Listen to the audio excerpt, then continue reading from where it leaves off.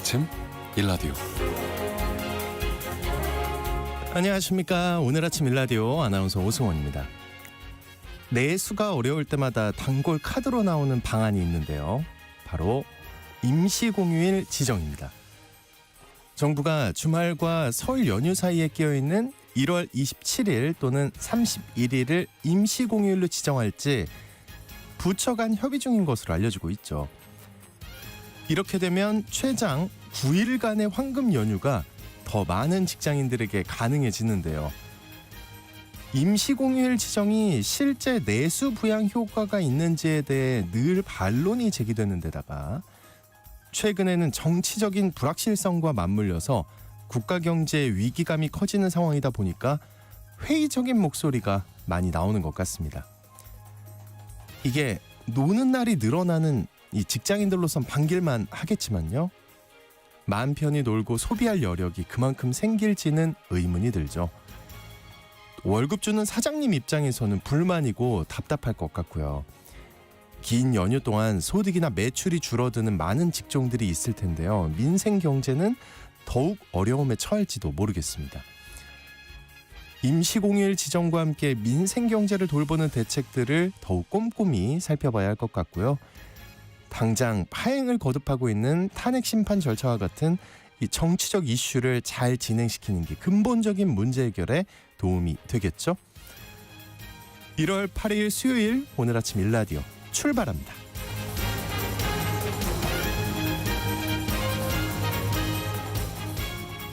네, 오늘 아침 일라디오 이 시간은 물론 KBS 일라디오의 모든 프로그램은 유튜브 KBS 일라디오 공식 채널이나 모바일 콩 어플리케이션을 통해 실시간으로 함께 하실 수 있습니다. 수요일입니다. 농수산 뉴스 모아서 전해드리고요. 마케팅 아이디 업 시간에는 랜덤 트렌드와 마케팅에 대해 살펴보겠습니다. 또 장수직업 시간에는요. 요즘 노동시장에 새롭게 등장한 브라운 칼라에 대해 알아보겠습니다. 네, 청취자 여러분들 참여하실 수 있는 퀴즈 오늘 드립니다. 모든 분야에서 내수 침체가 악화되고 있죠. 이 대표적인 수출, 내수 산업인 이것도 직격탄을 맞고 있습니다. 요즘 10,000원짜리 밥값도 줄이는 마당에 몇 천만 원씩 하는 큰 돈을 쓸 여력이 없기 때문인데요.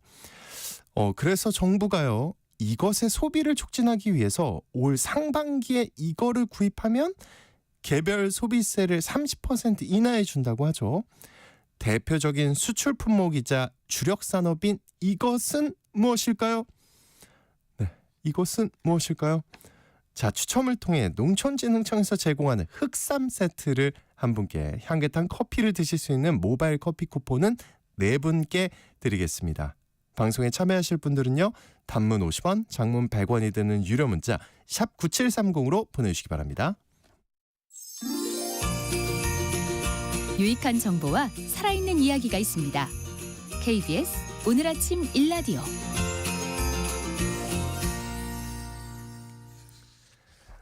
김장철을 그럭저럭 잘 넘겼는데 무와 배추 가격이요 다시 오르고 있다고 합니다. 아무래도 작황부진 때문으로 보이는데요. 이 소식을 비롯한 다양한 농수산 뉴스 살펴보겠습니다. 농어민신문의 이진우 기자님과 함께합니다. 안녕하십니까? 네, 안녕하십니까? 네, 곧 설날이 다가오는데 무, 배추 가격이 다시 오르고 있다고요? 그렇습니다. 이게 농수산식품유통공사에 따르면은 지난 7일 배추 포기당 소매 가격 이게 평균 5,300원대로 네. 지난해 말 4,600원, 4,800원대에 비해서 지금 오름세를 보이고 있고요. 무도 개당 3,200원에서 3,400원대로 상승세를 보이고 있는 상황입니다. 이게 겨울 배치 주산지인 해남 댕지에서 지난해 파종 시기부터 계속 비가 내리면서 작황이 좋지 않고요. 또 그리고 마찬가지로 겨울무 주산지가 이제 제주인데 이 제주 지역에서도 재배 면적 감소 그리고 작황 부진으로 배추와 무 가격은 상승세가 예상이 되기도 했었습니다. 근데 김장철이 끝났는데 이렇게 끝나고 나면 수요가 좀 줄어들지 않나요? 보통 이제 그렇게 되는 게 정상입니다. 네. 그런데 공급량이 모자랄 것이라는 예상이 이미 나왔었죠. 그래서 그게 문제가 됐던 것 같습니다. 농식품부에 따르면은 지난 김장철 가을 배추하고 무 생산량 감소에도 불구하고 출하 시기 조정 그리고 정부 할인 지원 등을 통해서 일단 김장 성수기인 11월 중순부터 12월 상순까지는 이 배추와 무 가격을 좀 안정시켰다는 건데, 그런데 이제 김장이 종료된 후에 사실 가정 소비가 많지 않은 상황입니다. 그럼에도 네. 불구하고 산지 유통인과 김치업체 등의 저장 수요가 증가하면서 현재 도소매 가격이 천년 혹은 또 평년 대비 높은 상황이다, 이렇게 보고 있습니다. 그러면 봄 배추랑 봄 무가 나오기 전까지는 현재 상승세가 이어지겠네요. 그렇습니다. 이게 특히 이제 가정 소비와 관련해서 좀 들여다보면요, 이게 배추는 사실 구매량이 좀 적은 반면에 네. 무 사용량이 상대적으로 많기 때문에 음. 만약 영향을 준다면은 무가 식탁 물가에 영향을 많이 줄 것으로 보이는데요. 이 가락시장 가격을 좀 들여다보면 또 이것도 심상치가 않습니다. 12월 31일부터 1월 6일까지 일주일 정도 거래된 겨울무 평균 도매 가격이 20kg 상자 기준으로 해서 괜찮으세요? 네. 예, 3만 원에서 3만 4천 원 정도 지금 형성되고 있는데요. 네.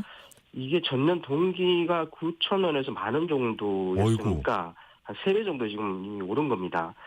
앞서 말씀드린 것처럼 특히 이제 주산지인 제주 지역에서 재배 면적이 감소를 했고 또 파종기에 일기가 좋지 않아서 작황이 부진해졌기 때문에 이런 일이 벌어지고 있는 상황이다, 이렇게 볼 수 있어서 봄 물량이 나오기 전까지는 상승세가 이어질 것으로 그렇게 전망이 되고 있습니다. 네. 겨울 무의 평균 도매 가격이 너무 비싼 것 같은데 이런 상황이면 정부가 조절에 나설 것 같은데 어떤 입장인가요?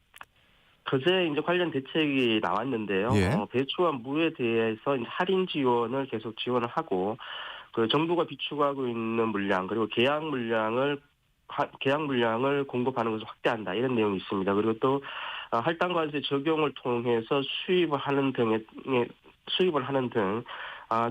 이를 통해서 당장 2주가량 이제 서울 대법 기간이 남아 있는데요. 이 기간 동안 소비자 물가 부담은 일단 완화할 예정이다, 이렇게 밝혔습니다. 이 배추 같은 경우는 정부가 가용한 물량이 1,550톤 정도 된다고 하는데, 일 기준으로 200톤 이상을 가락시장에 방출한다는 거고요. 무 같은 경우는 할당관세 적용 기간을 2월까지 연장하기로 또 했습니다. 12월에 종료된 배추 같은 경우도 이제 할당관세 적용 기간을 추가로 연장할 계획이라고 또 했는데요. 근데 이게 이렇게 되면 또 국내 농가들의 반발이 나올 수밖에 없지 않는 그런 상황이 되지 않을까, 그런 생각이 듭니다. 네. 근데 아까도 말씀드렸는데 봄이 되면 배추와 무가 좀 더 많이 나올까요? 어떨까요? 그럴 것 같습니다. 이 네. 한국농촌경제연구원이 이제 봄배추, 봄무 이제 전망치를 내놨는데요. 이에 따르면은 올해 봄배추 재배 면적은 전년 대비 4.7%, 그리고 봄무는 전년 대비 6.3% 정도 이렇게 증가할 것으로 예상이 됐습니다. 네, 알겠습니다. 다음 소식 살펴보겠습니다. 온라인에서 거래되는 동물용 의약품에 대해서 이 정부 기관과 업계가 판매를 차단하고 소비자들을 대상으로 홍보 캠페인을 벌인다는 소식인데요. 먼저 온라인에서 동물 약품을 거래하는 게 불법인가요? 그렇습니다. 불법입니다. 예. 이게 동물용 의약품도 반드시 동물병원이나 아니면 동물 약국 등과 같은 지정된 장소에서 전문가가 판매를 할 수 있고요. 이걸 위반할 경우는 약사법에 따라서 최대 5년 이하 징역 또는 5천만 원 이하의 벌금형에 처해지는 그런 상황입니다. 이 사람도 이제 병원에 가서 진료를 받고요. 그리고 처방전을 받아서 약국에서 치료약을 살 수 있는 것처럼 동물용 의약품도 마찬가지인데요. 그러니까 아무나 처방하고 아무 곳에서나 사고 팔 수 있는 게 아니라는 겁니다. 예. 그리고 특히 우리나라 같은 경우도 동물용 의약품으로 판매를 하기 위해서는 이 안전성 검사 등을 거쳐서 농림축산검역본부로부터 허가를 받아야만 가능하도록 그렇게 되어 있습니다. 네, 알겠습니다. 자, 농어민 신문의 이진우 기자님과 오늘 소식 나눴습니다. 오늘 말씀 고맙습니다. 감사합니다.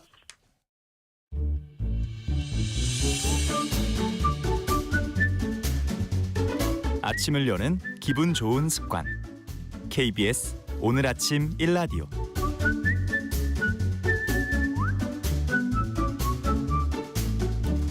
어떻게 많이 팔 것인가 다양한 마케팅 전략을 살펴보는 마케팅 아이디업 시간입니다. 오늘은 랜덤 트렌드와 마케팅에 대해서 살펴볼 텐데요. 마이테이스트의 민지영 대표님과 함께합니다. 어서 오십시오. 네, 안녕하세요. 제가 제대로 말한 거 맞죠? 랜덤 트렌드. 네, 맞습니다. 랜덤 트렌드. 먼저 새해 복 많이 받으십시오. 네, 새해 복 많이 되게 받으세요. 오랜만에 뵙는 것 같은데. 네, 거의 한 달 만에 뵙는 것 같습니다. 이럴 때 네. 당당해야 되는데 왜 이렇게 가슴이 찔리는 걸까요? 양심의 가책을. 아무래도 직장인이라서 조금의 네. 어쨌든 올해 첫 트렌드 네. 랜덤 트렌드 얘기해 주실 건데 이게 뭐고 어떻게 발생한 트렌드인가요 이게? 네, 요즘에 길을 다니시다 보면은 가방에 인형이나 키링, 열쇠고리 달고 다니시는 분들 아마 종종 보실 수 있을 거예요. 네네네. 제 친구도 그러고 다니던데. 네, 그게 똑같은 가방일지라도 내 개성에 맞게 꾸며서 나만의 가방임을 나타내려고 하는 건데 네, 소비자들이 가방뿐만 아니라 다이어리, 텀블러 등등 내가 가지고 있는 소지품들을 꾸미는 데 집중을 해왔고 이런 꾸미기 열풍 때문에 백화점 안에 네, 소품샵들이 입점을 할 정도로 인기가 있어요. 소품샵이라 하면 어떤 걸 말하는 거예요? 예를 들면 인형이나 키링이나 그런 작은 아이템들, 그러니까 꾸미기 좋은 것들 네, 위한 스티커 이런 것들 네네네네. 예전에는 문구점에만 있었던 것들이 백화점에 입점을 하는 케이스들이 늘 정도로 그만큼 판매가 많이 일어나고 있습니다. 네. 이렇게 모든 것을 내가 원하는 대로 개성대로 꾸미는 아이템들이 유행을 하면서 역으로 너무 선택지가 많아져서 결정에 어려움을 겪는 소비자들도 생긴 거예요. 네, 그리고 또 소비를 할 때 돈을 지불하고 그 기능에 맞는 것, 내가 원하는 제품을 사는 것보다 제품을 산다는 것 자체가 재미가 된 사람들도 조금씩 늘어나고 있는 거죠.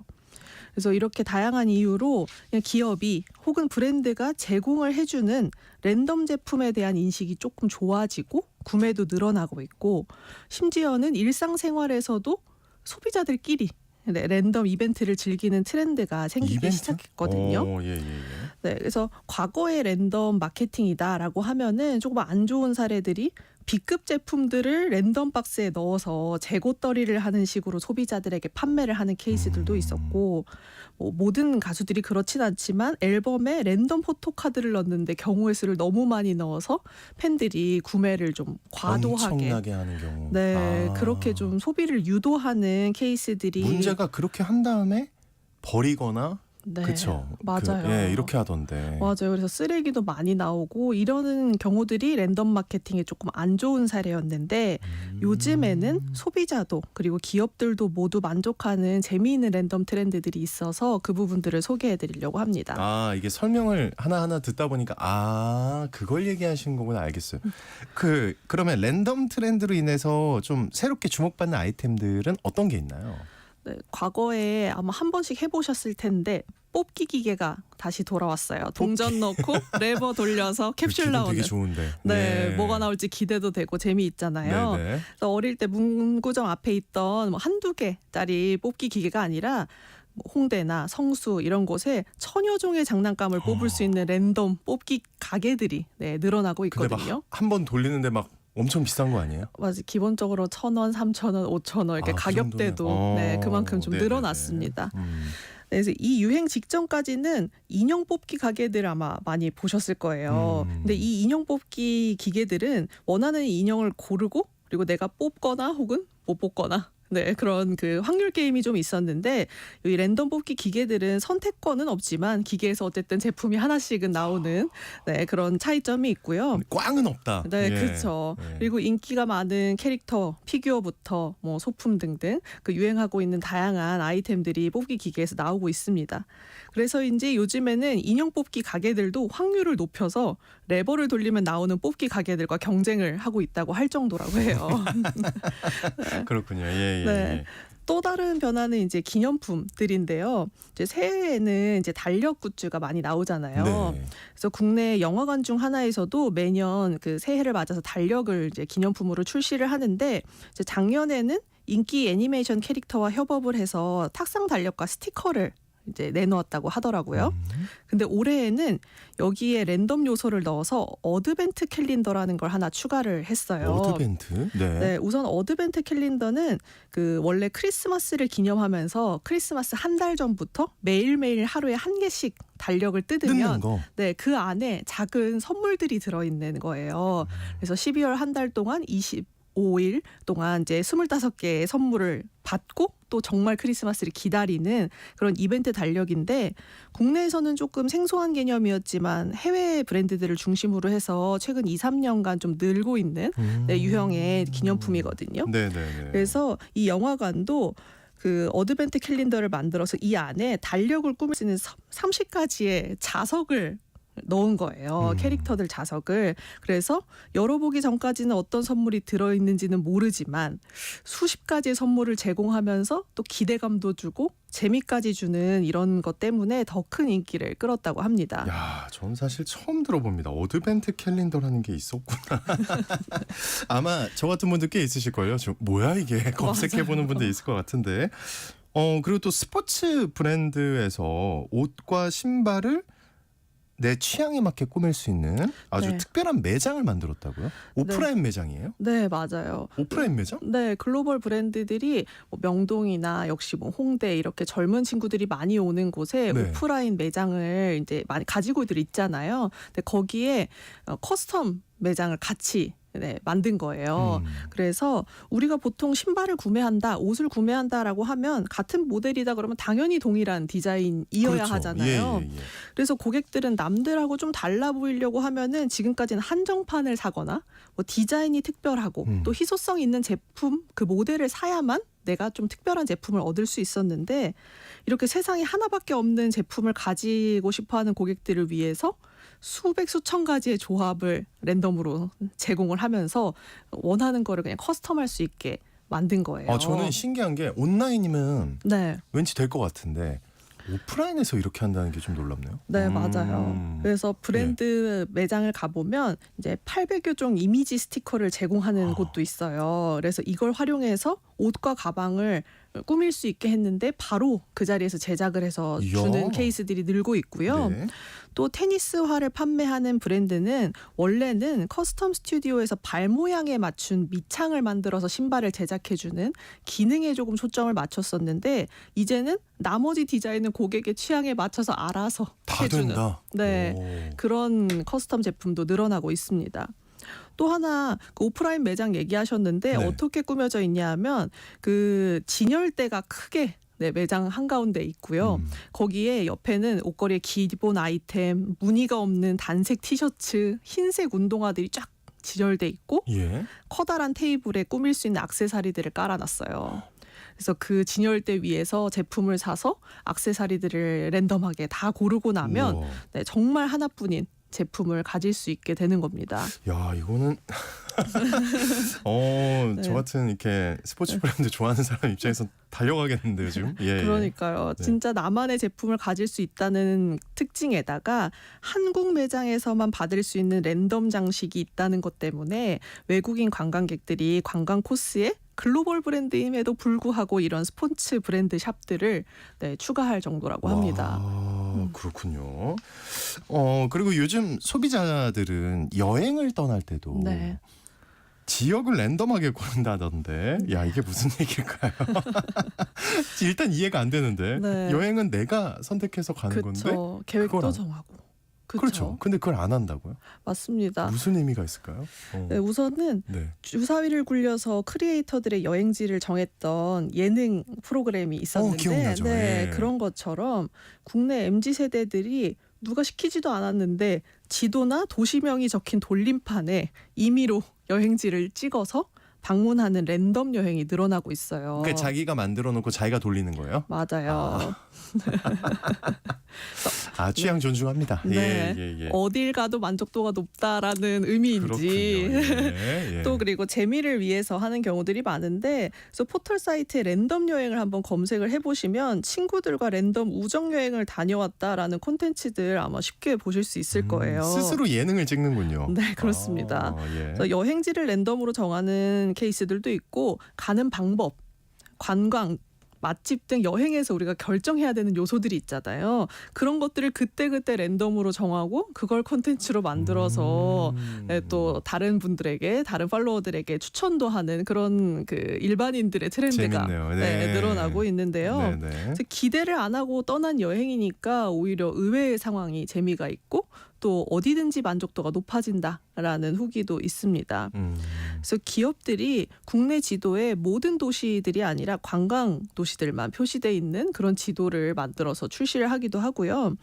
그리고 해외 항공사들 중에 하나는 이 랜덤 여행 트렌드를 먼저 도입을 해서 항공권 뽑기 기계를 만든 거예요. 우와? 예. 네. 그래서 한화로 5만 원 정도 되는 돈을 넣으면 랜덤으로 여행지가 적힌 캡슐이 나오고요. 이 안에는 행선지와 함께 그 항공사에서 취항하는 도시에서 할 수 있는 미션들이 들어있어서 네, 미션을 성공하게 되면은 항공 마일리지까지 함께 주는 이벤트를 했습니다. 우와, 너무 재밌겠네요. 그거는 네. 뭔가 그 인센티브도 확실하고요. 네. 마일리지를 준다. 그러니까요. 네, 네, 그리고 네. 단돈 5만 원에 국내선 항공권을 얻을 수도 있는 건데 목적지가 어디인지도 모르고 거기다가 5만 원이라면 사실 공짜로 주는 것도 아니니까 뭔가 돈을 내고 베팅하는 느낌이다. 네. 혹은 이게 이벤트가 맞느냐 이런 얘기들도 초기에는 있었거든요. 근데 이 모르는 데에서 오는 설렘을 이 랜덤 재밌을 여행 것 같아요. 그쵸. 네. 네, 그걸 주었다는 평가도 있고 그래서 도시별로 3만 장이 넘게 팔릴 정도로 성공적이었다고 합니다. 역시. 그리고 또 이제 내 생일에 맞는 책인데 랜덤 책으로 추천해주는 서점이 있다면서요?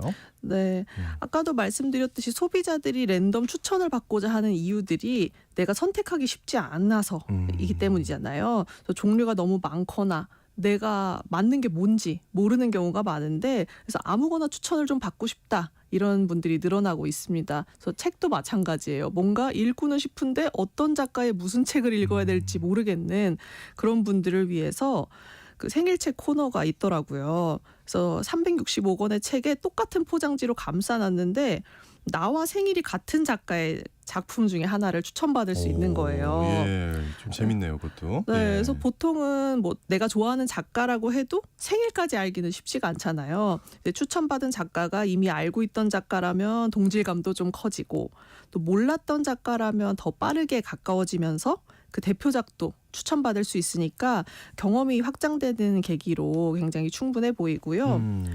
또 선택이 어려운 제품 중에 하나가 향수잖아요. 어렵죠. 네, 예. 내가 어떤 향을 좋아하는지 모르기도 하고 아니면은 맨날 쓰는 것만 쓰시는 분들도 맞아요. 있고요. 네. 그래서 생일에 맞게 랜덤하게 추천을 하는 생일 향수 공간을 가지고 있는 편집샵들도 있어요. 그래서 월에 해당하는 향 그리고 일에 해당하는 향들을 만들어서 조합을 해서 365가지 향을 만들어서 이제 향수를 안 써본 사람, 좋아하는 향만 쓰는 사람들 모두에게 추천을 해주는 네, 그런 이벤트들이고요. 그리고 매출도 역시 올라가는 효과가 생겼다고 합니다. 오늘 되게 다양하게 랜덤 트렌드에 대해서 얘기를 하고 있는데 2025년 올해 어떤 이 트렌드를 활용해서 어떤 마케팅을 해보면 좋을까요? 네, 오늘 제가 간단한 간단한 아이템들 소개해드리려고 하는데 보통 경품 사은 이벤트 하면 최대 1억 원 상당의 경품 제공하면서 한 많이 3명 들어갔는데? 정도에게 주고요. 네, 그렇게 문구는 자극적이지만 사실은 혜택을 받는 분들은 조금 적은 그런 이벤트들이 많은데 요즘 랜덤 트렌드를 따른다면 고가의 경품보다는 뭘 받을진 모르지만 작고 귀여운 아이템들을 최대한 많은 고객들에게 주는 방법으로 같은 현실감도 있다. 네, 그렇죠. 네, 맞아요. 같은 비용을 쓰더라도 더 많은 사람들에게 확산도 시키면서 재미 요소까지 줄 수 있을 것 같고요. 또 어떤 그 자판기에는 너가 뭘 먹을지 모르는 선택에 어려움이 있는 사람들을 위한 음료수라고 라벨지를 감싸버린 케이스들도 있더라고요. 아예. 네. 이야. 그래서 식당에서도 우리가 메뉴 고를 때 결정에 어려움이 있는 분들이 있잖아요. 그래서 뭐든지 좋다라고 하는 분, 그다음에 뭘 먹을지 모르겠다고 하는 분을 위한 랜덤 메뉴, 아무거나 메뉴와 같이 이렇게 키워드 하나만 바꿔보는 시도를 해보면 손님들이 훨씬 더 재밌어하고 그리고 그 새로운 아이템들을 또 경험해 볼 수 있는 계기가 될 것 같습니다. 맞아요. 오늘 말씀 듣다가 제가 공통점으로 느낀 게 재미였거든요. 네, 그게 뭔가 되게 움직이게 만드는구나 사람을. 네 맞습니다. 이걸 느껴봤습니다. 어렵지도 않았고 한번 시도해보는 게 어떨까 하는 생각이 듭니다. 마케팅 아이디업 지금까지 마이테스트의 민재영 대표님과 함께했습니다. 오늘 말씀 고맙습니다. 네, 감사합니다.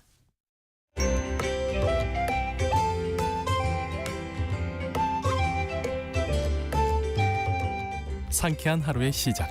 KBS 오늘 아침 1라디오. 직장은 나와도 평생 직업이 필요한 시대를 위한 장수직업 시간입니다. 새해가 되면 올해는 뭘 도전해 볼까? 다이어리에 이런 계획들, 저런 계획들 한번 써보게 되는데요. 근데 올해 얼어붙은 취업 시장에서는 블루 칼라를 넘어서 이 브라운 칼라에 도전해 보는 것도 계획해 보시면 어떨까 싶습니다.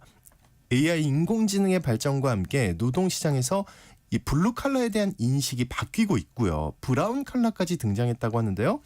자, 이 브라운 칼라에 대해서 오늘 알아보는 시간 갖도록 하겠습니다. 커리어 비전의 최진희 대표님 나와주셨습니다. 어서 오십시오. 네, 안녕하세요. 새해 복 많이 받으시고요. 네. 근데 제가 화이트, 블루 칼라는 많이 봤는데 네네. 브라운 칼라는 또 뭔가요? 이게 이미 좀 널리 퍼진 개념이 맞아요? 브라운 칼라는 최근 들어서 나타난 개념이고요. 네네. 원래 우리가 화이트 칼라, 블루 칼라 이거는 직종을 의미할 때 요 단어를 쓰고 있는데요.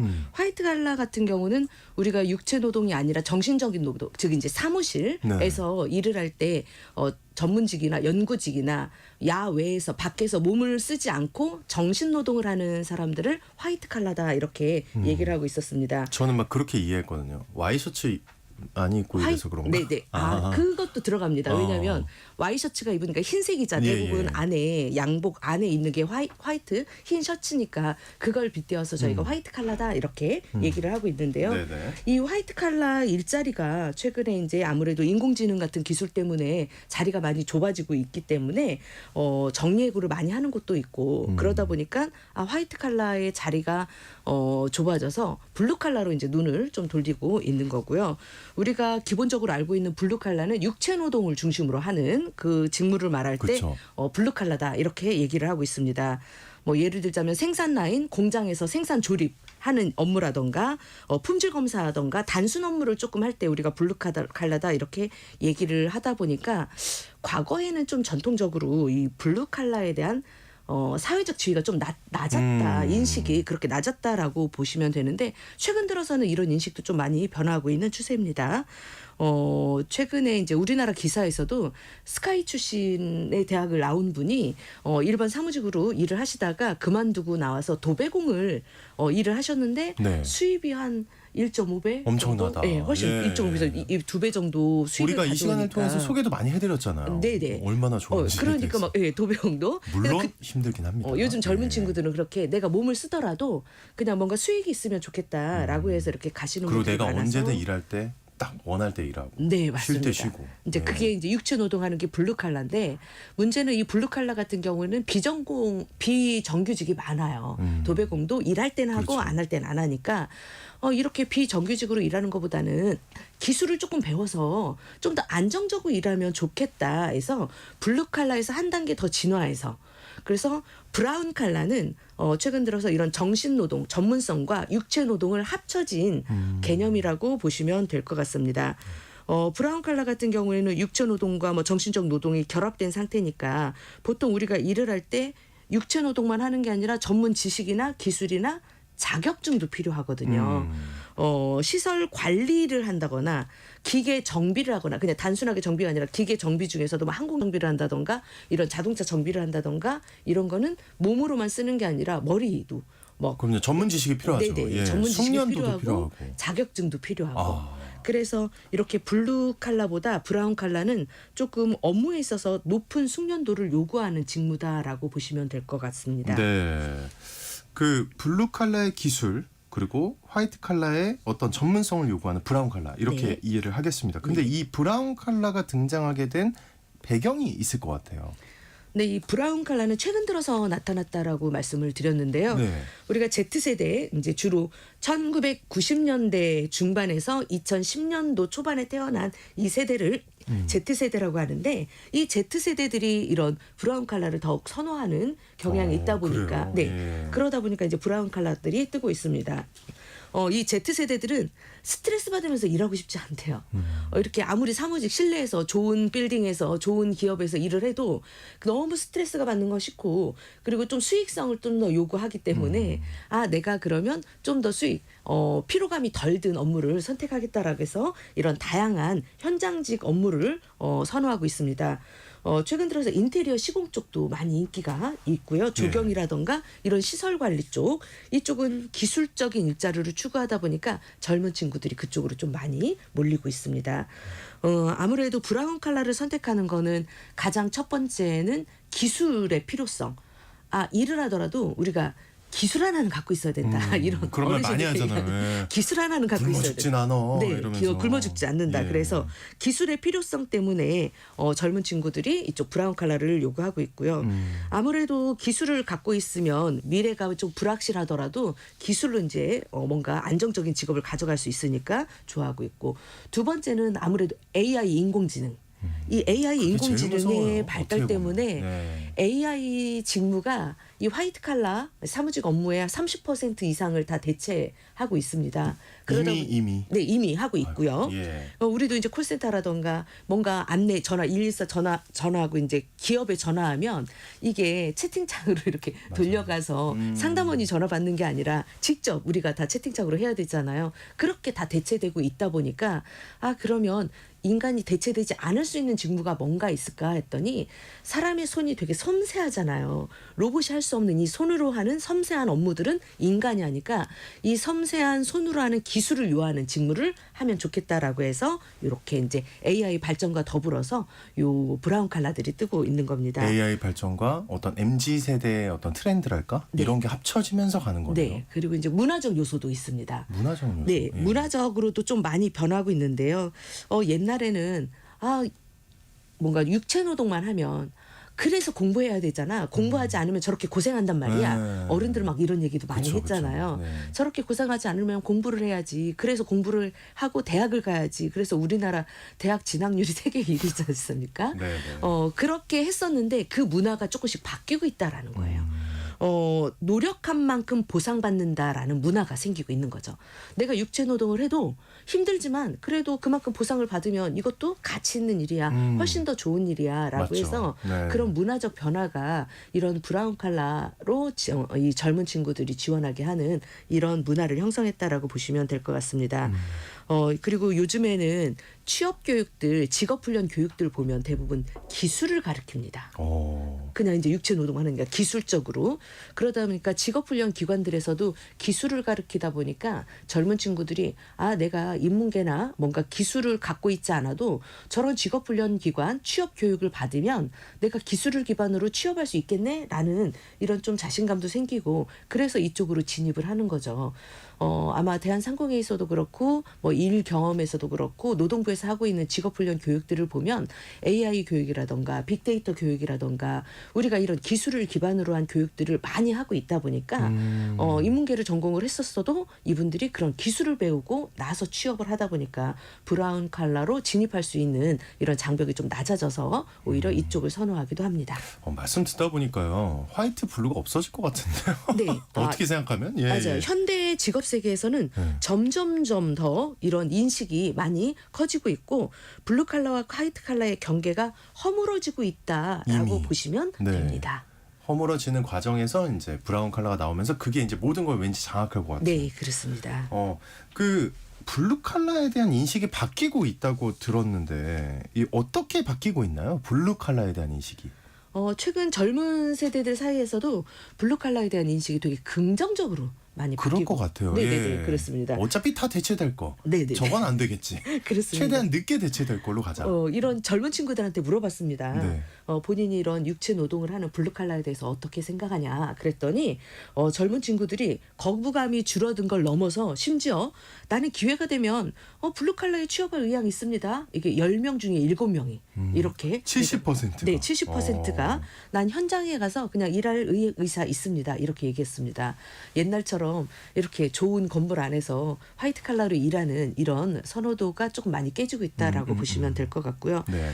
그 배경에는 SNS가 한몫합니다. SNS요? 예, 인터넷 발달과 SNS로 이런 아까 이제 네. 그 좋은 학벌을 갖고 있지만 도배공으로 연봉이 많이, 수익이 예. 좋아졌다라는 걸 SNS에 공개를 하는 거예요. 유튜브에 본인이 촬영을 해서 찍고 하니까 젊은 친구들이 그걸 보더니 조금 힘들지만 저렇게 해서 수익을 가져와서 또 자유로우니까 자기가 여행할 때 또 여행하면 되겠네.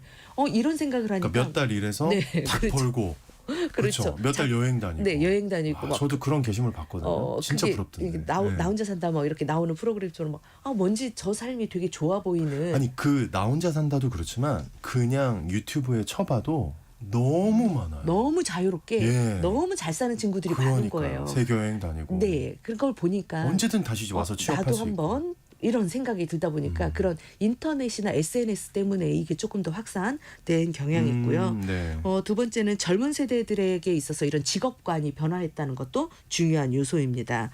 단순 스트레스가 적다는 이유뿐만 아니라 본인이 실적이라든가 특히 승진에 대한 스트레스 이런 것을 좀 벗어날 수 있으니까 그래서 이런 블루칼라를 선호하기도 하고 이 블루칼라가 AI가 대처하기 힘든 직종이다라는 걸 이미 알기 때문에 그러니까요. 네. 그게 제일 크죠. 네네. 아마 우리 모두가 생각할걸요. 지금이야 변화가 크지 않지만 어느 시점을 이후로 해서는 확 바뀔 것 같다는 네. 느낌. 마치 지금- 휴대전화처럼. 네, 이 방송을 듣는 우리 이제 중장년층도 우리나라에는 옛날처럼 뭐 직업에 귀천이 없다라는 이런 개념을 아무리 말씀을 드려도 또 어른들은 그렇지 않거든요. 그럼요. 예. 야, 내가 돈 잘 벌어서 모르셔서 정말 그래요. 뼈 빠지게 예. 돈 벌어서 너 대학까지 보냈는데 너는 대학까지 나와서 하는 일이 그게 뭐야? 나는 그렇지만 네. 나는 이런 인생을 살았지만 내가 너는 안 된다. 고생하지 말라고 내가 대학 보냈는데 너는 왜 그 그렇게 마음은 고생을 하냐? 알죠. 예. 어른들은 이렇게 생각하실 수 있지만 지금 흐름이 그렇지 않다라는 걸 맞아요. 보시고 네. 우리 자녀들이 이런 브라운 칼라로 간다라고 하면 적극 지지해 주시면 좋을 것 같아요. 맞아요. 기술 하나를 가지고 현장에서 일했을 때 인정받으면 훨씬 더 화이트 칼라보다 안정적으로 일할 수 있으니까 어른들이 이런 적극적으로 지지해 주시는 맞습니다. 게 중요할 예. 것 같습니다. 이거 되게 궁금할 것 같아요. 이 듣는 분들이 그래 젊은이들은 알겠어. 네. 근데 나 같은 중장년들은 어떻게 해야 되나? 나는 뭐 도전할 거 없나 브라운 칼라에 뭐 어른 우리 중장년들도 네. 브라운 칼라에 도전할 수 있습니다. 있어요. 네네. 네. 특히 이 방송에 이제 우리 농업에 임하시는 분들도 어르신들도 많이 계시잖아요. 네. 내가 농사를 짓고 있는다라고 하면 이제 원예 쪽 관련해서도 원예, 정원. 원예 정원 가꾸기나 식물 관리나 우리 이제 도시농부 관련한 씨앗 도서관 관장님 계시잖아요. 예, 우리 브라운 화요일 날 칼라입니다. 브라운 칼라. 완전 무조건이죠, 그분. 예, 예. 브라운 칼라입니다. 네. 그리고 정원사도 공원이나 이렇게 다 조경만 하는 게 아니라 그걸 어떻게 예쁘게 이건 이쪽으로 하고 이건 이렇게 뭔가 생각을 요해서 일을 하는 일이기 때문에 정원사도 개인 정원을 관리하고 조경하는 이런 일들도 브라운 칼라라고 볼 수가 있고요. 네. 특히 이제 은퇴하신 분들이 대부분 목공예 좀 많이 하십니다. 이런 목공예를 통해서 가구라던가 이런 목공 한옥 인테리어라던가 이런 쪽도 브라운 칼라다. 이 손재주를 요해서 기술을 요하기 때문에 그렇죠. 브라운 예. 칼라다 할 수 있고요. 도배 미장 이런 것도 중장년들이 도전하기에는 좀 적합한 직종입니다. 적합하다. 예. 예전에는 그냥 뒤에서 도와주고 보조로만 일하면 우리가 브라운 칼라인데 보조만 일하는 게 아니라 이게 기술이 요하거든요. 그럼요. 그래서 네. 좀 경력을 쌓으면 이게 이제 브라운 칼라로 본인만의 기술을 발현할 수 있으니까 좋고 자동차 정비 쪽도 좋습니다. 최근 들어서 이런 전기나 전기 배관이나 물류 쪽 그리고 청소 시설 관리 쪽도 브라운 칼라로 많이 가고 있는 추세고요. 예. 젊은 세대에서는 이런 블루 칼라, 브라운 칼라를 대비해서 신조어로 공구 벨트 세대라는 신조어까지 나왔습니다. 공구벨트 세대. 우리가 공구 벨트는 예, 예. 뭔가 현장에서 공업 일을 하는 건데 공구 벨트가 현장에서 공업 일을 하지만 기술을 요하잖아요. 그래서 젊은 친구들은 이런 브라운 칼라, 블루 칼라를 넘어서 브라운 칼라가 될 수 있는 공구 벨트 세대가 됐다라고 보시면 될 것 같습니다. 네, 오늘은 노동시장에서 변화하고 있는 블루 칼라와 브라운 칼라에 대해서 말씀 나눠봤습니다. 장수직업 시간 지금까지 커리어비전의 최진희 대표님과 함께했습니다. 오늘 말씀 고맙습니다. 감사합니다. 네, 오늘 퀴즈의 정답은요. 자동차였습니다. 2819님, 1096님 정답과 함께 좋은 메시지 다들 힘냅시다 하고 보내주셨고요. 0953님도 자영업자로서 요즘 너무 어렵다고 보내주셨습니다. 네, 힘내시길 바라겠습니다. 저희도 국정과 경제가 안정되고 회복되기를 우리 0953님처럼 소망합니다. 6517님까지 자동차 꼭 바꾸시길 바라겠습니다. 중복 당첨 여부 확인 후에 홈페이지에 당첨자 올려놓겠습니다. 오늘 춥다고 하니까 따뜻하게 입으시고요. 전 내일 다시 돌아올게요.